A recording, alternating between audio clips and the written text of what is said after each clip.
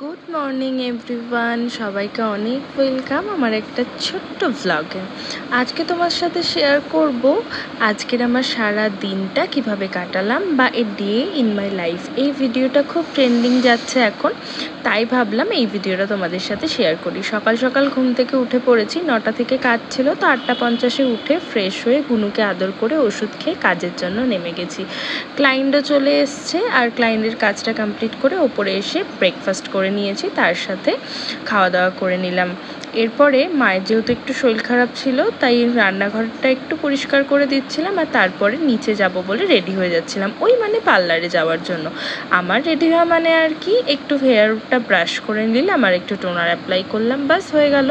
আজকে জানো তো, নিচে ছিল আমার দুটো স্টুডেন্টের বার্থডে, তো ওদের বার্থডেতে সেলিব্রেট করব বলে আজকে একটু সময়ও পেয়েছিলাম, আর ক্লাসও অফ ছিল, তাই ভাবলাম চলো আজকে আমি একটু সাজুগুজু করে নিই। সেইভাবে তো সাজগোজ হয় না, তাই মুখে টোনারটা অ্যাপ্লাই করে এই টিনটা আমি ইউজ করেছিলাম। টিনটা প্রায় 1-1.5 বছর আগে কিনেছিলাম।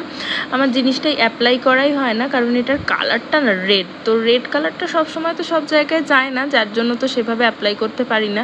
আর দেখো, ঠোঁটটা একটু বেশি ডিপ ডিপ লাগছিলো বলে আমি আবার একটা কি বলে এটাকে, লিপ লাইনারটা ব্যবহার করে নিলাম, আর তার সাথে গুনুকে কোলে নিয়ে নিয়েছি, একটু আদর করে নিলাম ওকে। আর এরপরে চলে যাব নিচে।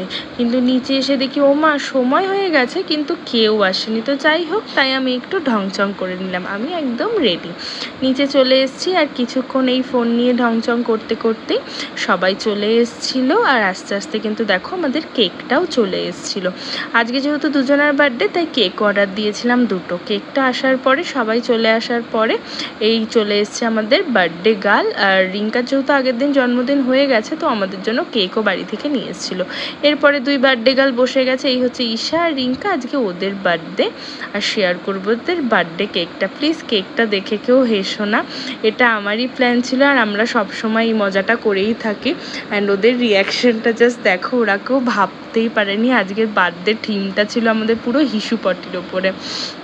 তো এটা সত্যি ওরা কেউ এক্সপেক্ট করেনি, বাট তারপরে এটা করেছি জাস্ট ফর ফান। তোমরা প্লিজ কেউ কিছু মনে করো না। এরপরে আর কি কেক কেটে কেক খাওয়া দাওয়া, অ্যান্ড এরপরে ছিল গিফট খোলার পালা। দুজনের জন্য 2টো ব্যাগ নিয়েছিলাম, বাট কালারটা ছিল ডিফারেন্ট। তো এই ব্যাগ নিয়ে যে ওরা কী মারামারি করেছে কি আর বলবো।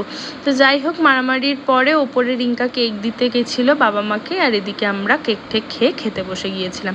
আজকে রিঙ্কা ট্রিট দিয়েছিল, আর সেটা ছিল বিরিয়ানি। সবাই খাওয়া দাওয়া করে ঝটপট ওপরে চলে গিয়েছিলাম। আর আজকে বেরিয়ে গিয়েছিলাম আমি আর মা একটু ওই বাড়ি যাওয়ার উদ্দেশ্যে, কারণ সবাই জানো সামনে পুজো, ভাই বোন কাকা কাকি সবার জন্য জামা কাপড় কিনেছিলাম, সেগুলোই আজকে দিয়ে আসতে গেছিলাম, কারণ আজকে আমার টিউশন ছিল না। তো যাই হোক, এই দেখো বাড়িতে চলে এসেছি। বাড়ি ঢুকে দেখি বোন শুয়ে পড়েছে, মানে পড়তে পড়তে ঘুমিয়ে গেছে। যাই হোক, ওকে ঘুম থেকে তুলে অনেক আনন্দ করলাম, অনেক গল্প করলাম, আর এদিকেও সাজার জিনিস, মেয়েদের যেটা অবসেশন, সেটা নিয়ে বসে গেছে। আসার পথে একটু কিছু কাজ করে মায়ের ফোনের কভারটা চেঞ্জ করে গ্লাসটা চেঞ্জ করে চলে এসেছিলাম। আর আজকে বোন এসেছিল আমাদের বাড়িতে, তো ওই ছিল, তাই ও গুনুর সাথে খেলছিল, আর ভিডিওটা কন্টিনিউ করতে পারিনি। আজকের দিনটা এইভাবেই কাটালাম। আজকের ব্লগটা কেমন লাগলো সবাই অবশ্যই জানিও।